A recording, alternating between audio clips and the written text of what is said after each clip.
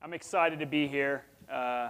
Like Scott said, I did not graduate from BYU. I tried to get in here 3 times. Was unsuccessful all 3 times, of course. And so I went to UVU and got a 2-year degree. So I actually don't even have a bachelor's degree. So school wasn't my thing, I guess you could say. Let's see here. Yeah, that's past 15 years I've been running a company that I started in 1997, Texas Armoring. And a lot of people ask how I got involved in that company, how I got involved in armoring vehicles, how did you come up with that idea, so basically I'll let you know. My father actually had the same company doing the same thing. Actually not the same thing, just the same type of company. He sold it when I was on my mission in Guatemala.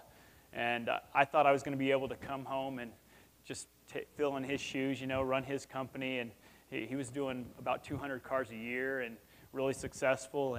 And I thought I wasn't going to have to do any school at all, just come in and learn the ropes. And I guess he had other plans. So he sold his company, and about 3 or 4 years later, I started mine. He was a mentor in every sense of the word. He'd never funded anything, which I was disappointed at the time, but now it's a blessing, right? Now I own 100% of this company that without somebody else owning part of it, which is, any entrepreneur will tell you that's the key. That's what you want to do. Sometimes that's not what happens, but that's actually a real benefit for me. But I learned the ropes. I learned how to run the company from him. I learned how to start a business and do everything like that. So a lot of people say, how'd you start? How'd you start armoring vehicles? Well, first I started working for a guy that was armoring vehicles up in San Angelo. I was like a sales representative, and they weren't building them as I thought we could do better, is basically what I thought. And so I actually went to a customer who wanted 3 vehicles at a time and said, look, I want to start my own.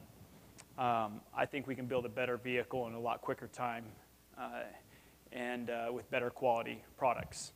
And so he took a chance on me. He didn't invest. He bought 3 vehicles from me, paid, we charged 50% up front, so he gave me $90,000. With that $90,000, I started my own company. The next day, we started manufacturing his vehicles. And now all I had to do was continue to sell vehicles. So that's where the hard part came. I figured I had to sell at least 2 vehicles a month. Sometimes I met that goal, sometimes I didn't. So that's how I basically started my company. That's my family. The little baby, that's how she usually is. She's a baby. Anyway, Texas Armoring, my father was a DEA agent in the early 70s. We lived in Ecuador and Costa Rica. If you don't know what DEA is, it's drug enforcement agent. Sometimes people go, what? I don't know.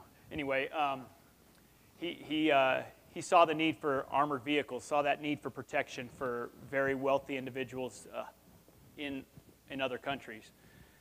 So he came to San Antonio with specific desire to provide protection. He worked for a company that was building the kiosks for, way before you guys were even born, when you go to the gas station, you used to pay at like a cash window that was armored glass. So they used to build those, and once in a while they'd build these armored vehicles for the sheiks of the Middle East and Saudi Arabia or wherever.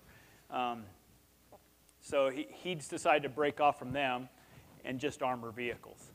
So that's how my family got